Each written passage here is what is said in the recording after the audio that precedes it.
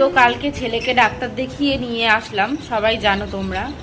আর এই দেখো, এই যে সকাল সকাল এই 65 টাকা ওকে দিতে হবে। সকালে একটা, সন্ধ্যায় একটা, তার মানে সকাল বিকেল ওর পিছনে কত টাকা যাচ্ছে বল বল, কত টাকা হিসাব করে বল। 65 কত হয়?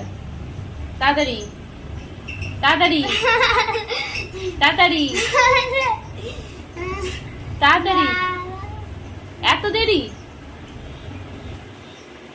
এত দেরি, ভালো করে বস। হ্যাঁ, জোরে বল। হ্যাঁ, গুড। নিয়ে নাও।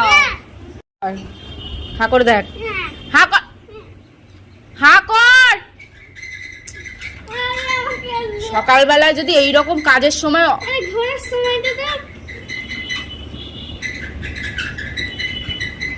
কেমন? হ্যাঁ, ওষুধ হচ্ছে, ও ওষুধ প্রেমিক যদি থাকে ও। এখন এবার একটুখানি টেস্ট করে দেখেছে ভালো খেতে, এবার ঢকঢক করে খেয়ে নিয়েছে।